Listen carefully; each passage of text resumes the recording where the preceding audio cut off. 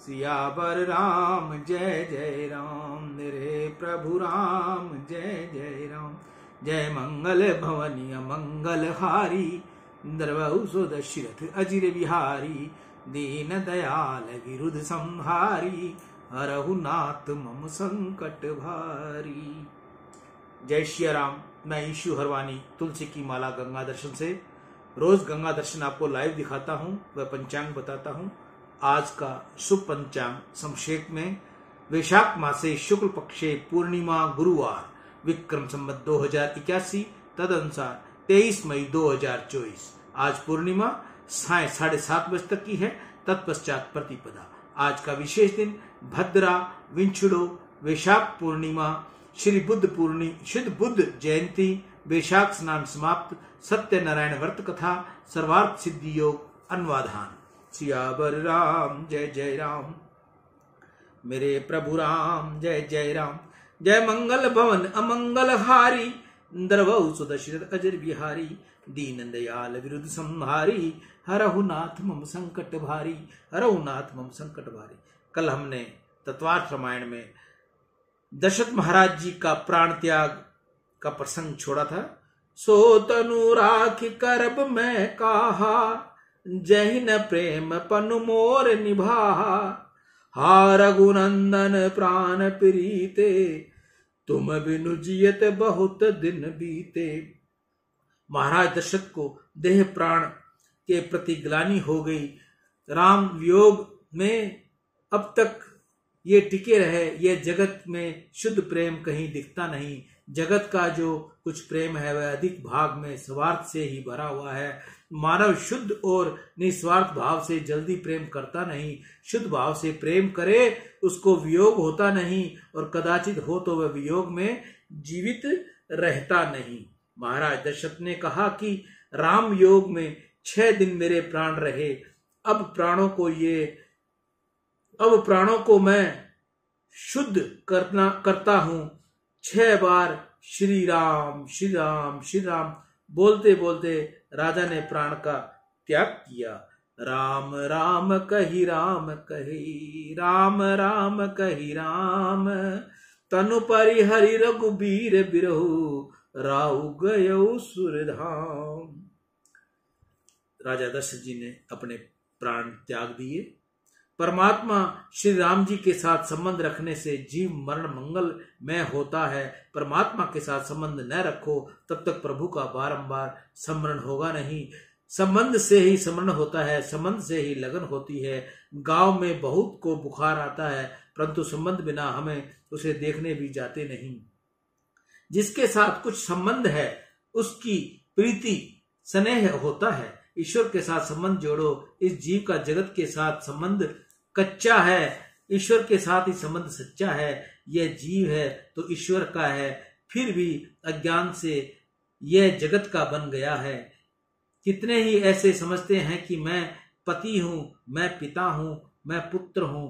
पिता पुत्र अथवा पति पत्नी का संबंध व्यवहार दृष्टि से भले सत्य जैसा भासे, परंतु तत्व दृष्टि के विचार करने पर न तो कोई पिता है, न कोई पुत्र है, न कोई पति है और न कोई पत्नी है। जीव ईश्वर का अंश है, ईश्वर के साथ ही उसका संबंध सच्चा है। ईश्वर को भूलकर जीव माया से जगत के साथ संबंध जोड़ता है, परिणाम में दुखी होता है। परमात्मा के अनेक स्वरूपों से किसी एक स्वरूप को इष्ट देव मानो। परमात्मा का कोई भी एक स्वरूप इष्ट देव निश्चित करो। पति एक ही होता है, उसी प्रकार इष्ट देव एक ही रखो और उसके साथ संबंध जोड़कर सेवा स्मरण में तन्मय बनो। सब देवों को वंदन करो, परंतु ध्यान और स्मरण इष्ट देव का करो। इष्ट देव में परिपूर्ण भाव रखो और दूसरे देवों का समय में इष्ट देव का अंश रूप मानकर वंदन करो। पत्नी अनन्य भाव पति में रखती है और दूसरे संबंधियों से सामान्य प्रेम रखती है। इस संसार में लोगों की रुचि अलग अलग होती है। प्रत्येक नदी का मार्ग अलग अलग होता है, परंतु सब नदियां एक लक्ष्य स्थान को एक ही होता है, समुद्र। इस प्रमाण में रुचि अनुसार भिन्न भिन्न शास्त्रों को मानने वाले इष्ट देव भिन्न होते हैं, फिर भी सबका लक्ष्य स्थान एक ही है परमात्मा। परमात्मा एक ही है। दीपक के पास जिस रंग का कांच ढक दो उसी रंग का प्रकाश दिखेगा। उसी प्रकार परमात्मा श्री राम, श्री कृष्ण, शिवाजी, शिव जी, गणेश जी इत्यादि अनेक स्वरूप धारण करते हैं। इसलिए तो महर्षि व्यास ने भगवत में मंगलाचरण में करते हुए कहा है, सत्यम परम धीमहि। व्यास जी ने किसी का वशिष्ठ रीति से नाम देकर उनका ही ध्यान करने को कहा नहीं, परंतु सत्य स्वरूप परमात्मा का ध्यान करने को कहा है। जिसको जो स्वरूप अच्छा लगे उसका ही ध्यान करना है। जिसको जिस स्वरूप में प्रीति हो उसके लिए उस स्वरूप का ध्यान उत्तम है। ठाकुर जी के जिस स्वरूप में के ध्यान में अपने को आनंद आए वह अपने लिए इष्ट है। राम जी में प्रीति हो तो राम जी का ध्यान करें, श्री कृष्ण में प्रीति हो तो कृष्ण का ध्यान करें, शिव जी में प्रीति हो तो शिव जी का ध्यान करें, परंतु वंदन पूजा सबका करें। कितने ही वैष्णव कहते हैं हम शिव जी की पूजा करेंगे तो हमको अन्य आश्रम का दोष लगेगा। यह भूल है। सनातन धर्म में देवता अनेक हैं परंतु ईश्वर एक ही है। इस शरीर का पंचायतन है, पंच तत्वों से बना हुआ है। एक एक तत्व में एक एक देवता है। ये 5 देवता एक ही हैं। पृथ्वी तत्व गणेश, गणेश की उपासना से विघ्नों का नाश होता है। मनुष्य सत्कर्म करने बैठता है तब मनुष्य के पाप ही उसके विघ्न करने आते हैं, परंतु गणपति महाराज की पूजा करे तो उस विघ्न का नाश होता है। गणपति महाराज विघ्न हरता है। जल तत्व शिव है, शिव जी की उपासना करने से ज्ञान मिलता है। तेज तत्व सूर्य है, सूर्य की उपासना निरोगी बनाती है। वायु तत्व माता जी है, माता जी की उपासना धन देने वाली है। आकाश तत्व विष्णु है, विष्णु की उपासना प्रेम दान करती है, प्रेम बढ़ाती है। 5 देवता एक ही हैं, उनमें भेद बुद्धि नहीं रखनी चाहिए। ईश्वर के स्वरूप अनेक हैं। परमात्मा किसी भी रूप के साथ तन्मय हो जाओगे तो तुमको भक्ति मिलेगी।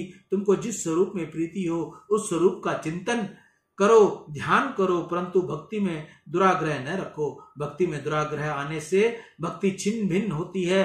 वंदन पूजा प्रत्येक देवताओं का करो, परंतु ध्यान एक ही देवता का करो। सबका ध्यान न करो, ध्यान एक का ही करो। केवल एक स्वरूप में निष्ठा रखें। सतत एक ही स्वरूप का मन बार बार चिंतन करे तो मन वहां चिपक जाता है और मन की शक्ति बढ़ती है। ध्यान से तन्मय होती है। तन्मयता बिना सिद्धि मिलती नहीं। विषयाकार मन न हो तो तब तक विषय का ज्ञान होता नहीं। इसी प्रकार ब्रह्माकार मन न हो तब तक ब्रह्म का ज्ञान होता नहीं। जिस वस्तु का मन बारंबार चिंतन करेगा उस आकार मन में स्थित हो जाएगा। भक्त की चित्तवृत्ति भगवदाकार होती है। इसलिए एक ही स्वरूप का बारंबार ध्यान करो, चिंतन करो, सेवा करो। इस 5 भौतिक शरीर से जीव परमात्मा की सेवा करने योग्य नहीं है। इस शरीर जैसी मलिन वस्तु कोई नहीं। यह शरीर मल मूत्र से भरा हुआ है। इस शरीर से परमात्मा का मिलना अशक्य है। इस शरीर से ईश्वर को प्राप्त कर सकते नहीं। ठाकुर जी मन से मिलना होता है। वैष्णव परमात्मा से मन द्वारा मिलते हैं। एक भावोत्तम शरीर की कल्पना करो और मन से अपने इष्ट देव की सेवा करो। मानसिक सेवा करो। मानसिक सेवा का उत्तम समय सुबह 4 से 5:30 बजे तक होता है। मानसिक सेवा किसी का मुख देखने से पहले ही करनी चाहिए।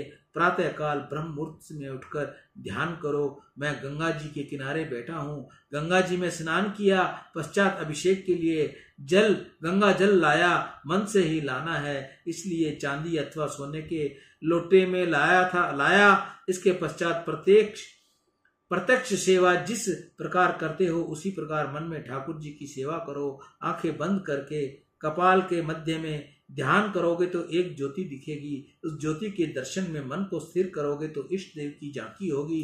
प्रतिदिन इस प्रकार मानसिक सेवा करने से चित्त शुद्ध होता है। विरक्त साधु जो किसी वस्तु का संग्रह नहीं करते वे मानसिक सेवा करते हैं। यह उत्तम है, परंतु गृहस्थी को केवल मानसिक सेवा करना उचित नहीं। गृहस्थ तो मानसिक और प्रत्यक्ष दोनों सेवा करनी चाहिए। स्नान से पहले मानसिक सेवा करनी चाहिए। मानसिक सेवा में मन की आवश्यकता है, प्रत्यक्ष सेवा में अनेक वस्तुओं की आवश्यकता पड़ती है। मानसिक सेवा करने से मन शुद्ध होता है, प्रत्यक्ष सेवा करने से तन और धन शुद्ध होते हैं। जब तक अनन्य भक्ति सिद्ध नहीं होती तब तक देवताओं में अपने इष्ट देव का अंश मानकर उनकी वंदन करते हुए इष्ट देव के चरणों में अनन्य भक्ति रखनी चाहिए। इस प्रमाण से दूसरे देवताओं को अशात्मक प्रेम रखोगे तो पीछे भक्ति में राग देश नहीं आएगा। यही अनन्य भक्ति है। परमात्मा के साथ कोई भी संबंध रखने से ही जीव सुधरता है। परमात्मा को पिता मानो, तुम बालक मानो। तुम्हारे घर में जो कुछ आमदनी हो उसे ठाकुर जी के अर्पण करो। भगवान से कहो तुम्हारी कृपा से यह मुझे मिला है। मनुष्य में पैसा कमाने की अक्ल है, परंतु पैसा हाथ में आने के बाद उसका सदुपयोग करने की अक्ल नहीं। तुमको जो कुछ मिले उसे ठाकुर जी को अर्पण करो। बालक को जो कुछ मिलता है वह अपने पिता को ही देता है। परमात्मा को पिता मानो, तुम अज्ञानी बालक जैसे बनो, अथवा ईश्वर को स्वामी मानो, तुम सेवक बनो। भगवान तो अति उदार है। भगवान कहते हैं बेटा मुझे बाप मानने में तुझे कोई संकोच होता हो तो तू मेरा बाप बन जा। उसमें भी मुझे कोई बाधा नहीं। मैं तेरा बेटा बनने को तैयार हूं, तू मुझे बालक मान। वृंदावन में एक संत की कथा है। वह श्री कृष्ण की आराधना करते थे। उन्होंने संसार को भूलने की एक युक्ति की, मन को सतत श्री कृष्ण का स्मरण रहे। इसके लिए महात्मा ने प्रभु के साथ ऐसा संबंध जोड़ा कि मैं नंद हूँ, बाल कृष्ण लाल मेरे बालक हैं। वह लाला को लाड लड़ाते हैं। यमुना जी स्नान करने जाते तो लाला को साथ लेकर जाते, भोजन करने बैठते तो लाला को साथ लेकर बैठते। ऐसी भावना करते ही कन्हैया मेरी गोद में बैठा है, कन्हैया मेरी दाढ़ी खींच रहा है। श्री कन्हैया को पुत्र मानकर आनंद करते हैं। श्री कृष्ण के ऊपर इनका वात्सल्य भाव था। महात्मा कृष्ण जी की मानसिक सेवा करते थे। संपूर्ण दिवस मन को कृष्ण लीला में तन्मय रखते थे, जिससे मन को संसार का चिंतन करने का अवसर ही न मिले। निष्कर्ष ब्रह्म का सतत ध्यान करना कठिन है, परंतु लीला वशिष्ठ ब्रह्म का सतत ध्यान हो सकता है। महात्मा परमात्मा के साथ पुत्र का संबंध जोड़कर संसार को भूल गए, परमात्मा के साथ तन्मय हो गए। श्री कृष्ण को पुत्र मानकर लाल लड़ाने लगे। महात्मा ऐसी भावना करते हैं कि कन्हैया मुझसे केला मांग रहा है, बाबा मुझे केला दो, ऐसा कह रहा है। महात्मा के मन से कन्हैया को केला देते हैं। महात्मा समस्त दिवस लाला के मानसिक सेवा करते और मन में भगवान की सभी वस्तुएं देते।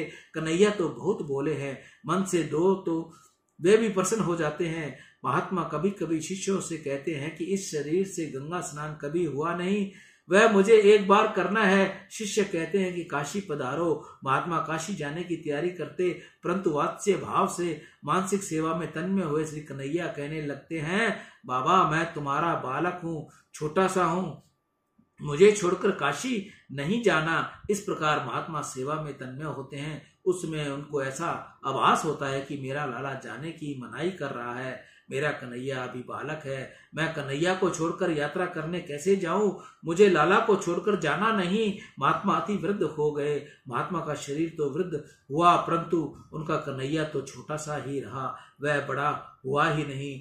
उनका प्रभु में बाल भाव ही स्थिर रहा और एक दिन लाला का चिंतन करते करते मृत्यु को प्राप्त हुआ।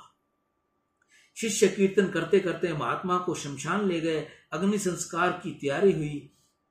इतने में ही एक 7 वर्ष का अति सुंदर बालक कंधे पर गंगा जल का घड़ा लेकर वहां आया। उसने शिष्यों से कहा, ये मेरे पिता हैं, मैं इनका मानस पुत्र हूं। पुत्र के तौर पर अग्नि संस्कार करने का अधिकार मेरा है, मैं इनका अग्नि संस्कार करूंगा। पिता की अंतिम इच्छा पूर्ण करना पुत्र का धर्म है। मेरे पिता की गंगा स्नान करने की इच्छा थी, परंतु मेरे कारण यह गंगा स्नान करने नहीं जा सके थे, इसलिए मैं ये गंगा जल लाया हूं। पुत्र जिस प्रकार पिता की सेवा करता है, इस प्रकार बालक ने महात्मा के शव को गंगा स्नान करवाया, संत के माथे पर तिलक किया, पुष्प की माला पहनाई और अंतिम वंदन करने अग्नि संस्कार किया। सब देखते ही रह गए। अनेक साधु महात्मा थे, परंतु किसी की बोलने की हिम्मत न हुई। अग्नि संस्कार करके बालक एकदम अंतर्ध्यान हो गया। उसके बाद लोगों को ख्याल आया कि महात्मा के तो पुत्र था ही नहीं, बाल कृष्ण लाल ही तो परमात्मा के पुत्र रूप में आए थे। महात्मा की भावना थी कि श्री कृष्ण मेरे पुत्र हैं। परमात्मा ने उनकी भावना पूरी की। परमात्मा के साथ जीव जैसा संबंध बांधता है, वैसे ही संबंध से परमात्मा उनको मिलते हैं। जिस भाव से जीव ईश्वर स्मरण करता है, उसी भाव से ईश्वर उनको अपनाते हैं। अरे परमात्मा तो भक्त के लिए नौकर भी बने हैं। भगवान तो अति उदार हैं, प्रेम के वश हैं। जीव परमात्मा के साथ किसी भी प्रकार का संबंध रखे, उसको प्रभु अंगीकार करते हैं। परमात्मा के साथ संबंध जोड़कर रखना अंत काल में वे बहुत काम आएगा। किसी भी रीति से ये जीव जगत को भूले और परमात्मा का स्मरण करने में तन्मय बने तो उस जीव का कल्याण है। जगत में रहकर जगत को भूल जाओ। जगत के साथ जीव का संबंध सच्चा नहीं, परमात्मा के साथ कुछ संबंध रखो, यही संबंध सच्चा है। श्री राम परमात्मा है, परंतु दशरथ महाराज तो श्री राम को पुत्र मानते थे। मेरा यह पुत्र है, ऐसा पुत्र भाव से वह राम जी का स्मरण करते थे। पुत्र भाव लौकिक भाव होने पर भी दशरथ महाराज ने यह भाव परमात्मा के स्वरूप में रखा था। श्री राम को यह पुत्र समझते थे और पुत्र भाव से राम जी का सतत स्मरण करते थे। अंत काल में श्री राम जी का स्मरण करते करते दशरथ महाराज प्रभु के धाम गए। समस्त जीवन भर जिसका तुम चिंतन करोगे, अंतकाल में वही तुमको याद आएगा। प्रति पल ईश्वर का स्मरण करे, उसे अंतकाल सुधरता है, उसका मरण सुधरता है। समस्त जीव जिसके पीछे जाएगा, अंतकाल में वही याद आएगा। अतिशय सुख में और अतिशय दुख में भगवान को न भूलो। जो संसार मन में दृढ़ होंगे, वह संसार ही अंतकाल में और दूसरे जन्म में काम आएगा। पैसे के लिए थोड़ा प्रयत्न करो, 8-10 घंटे मेहनत करो, परंतु पैसे का बहुत चिंतन नहीं करो। कितने ही लोग ऐसे होते हैं कि थोड़ी फुर्सत मिलते ही विचार करने लगते हैं कि भाव बढ़ेगा कि घटेगा, अब क्या होगा। यदि संपूर्ण दिवस द्रव्य का ही चिंतन करोगे तो अंतकाल में पैसा ही याद आएगा। लोग ऐसा मानते हैं कि पूरी जिंदगी काम धंधा करूंगा, काला गोरा करूंगा और अंतकाल में भगवान का नाम लूंगा तो तर जाऊंगा। यह मान्यता खोटी है। भगवान ने गीता में कहा है, मानव सदैव जीव भाव का चिंतन करेगा, उसका ही अंतकाल में उसका स्मरण रहेगा। इसलिए निरंतर मेरा स्मरण करो। पैसा पैसा करने वाले को अंतकाल में पैसा का ही विचार आता है। पैसा कमाना पाप नहीं, परंतु पैसा मिलने पर भगवान को भूल जाना पाप है। जीव में पैसा मुख्य नहीं, परमात्मा मुख्य है। जीव पैसे के लिए नहीं, परमात्मा के लिए है। अपने ऋषियों को धन को साधन माना है। धन साध्य नहीं, साधन है। जीवन में पैसा मुख्य हुआ, तब से पाप बढ़ गया। लोग चाहे जिस रीति से अधिकार से पैसा कमाने की इच्छा रखते हैं, जीवन का लक्ष्य पैसा हुआ, इससे पाप बढ़ा है। जीवन में पैसे की आवश्यकता है, परंतु मानव के जीवन का लक्ष्य तो परमात्मा के चरणों में ही जाना है। मानव लौकिक पदार्थों में विषय में ऐसा फंसा हुआ है कि उसे समय लक्ष्य का भान रहता ही नहीं। शरीर, पुत्र, स्त्री, द्रव्य आदि असत्य है, फिर भी उनके मोह में वह ऐसा पागल बन जाता है कि न तो उसे समय का भान रहता है, न ही तो लक्ष्य का। और जिस किसी प्रकार उसकी आयुष्य पूरी हो जाती है। भगवत में शुकदेव जी महाराज ने कहा है, निंद्रयता हित्यते नतम वे वायेन च वे दिव्या चाथे खता राजन कुटुंब भरणेन वा। मनुष्य की रात्रि निंद्रा और विलास में बीत जाती है और दिव्य द्रव्य पार्जन के निमित्त उद्यम करने और कुटुंब का भरण पोषण करने में पूरा हो जाता है। मनुष्य जीव के लक्ष्य को चूक जाता है। 8-10 घंटे से अधिक समय पैसे के लिए दो नहीं, गृहस्थ के लिए मनु महाराज की आज्ञा है कि 6 घंटे पैसे के लिए प्रवृत्ति करो, परंतु अब अधिक कठिनाई है, इसलिए 8-10 घंटे का हो तो भी बाधा नहीं। 6-7 घंटे निद्रा में जाएं, 8-10 घंटे का समय अर्थोपार्जन में जाएं, अधिक नहीं तो जीवन में रोज 4-5 घंटे का समय परमात्मा के लिए रखना चाहिए। एकदम प्रवृत्ति छोड़ो ऐसे तो तुमको कहता नहीं, परंतु प्रवृत्ति कम करो, प्रभु के लिए थोड़ा समय निकालो। परमात्मा संपत्ति मांगते नहीं, समय मांगते हैं। पैसे से परमात्मा मिलते होते तो ये सब श्रीमंत लोग ठाकुर जी को भी खरीद लेते।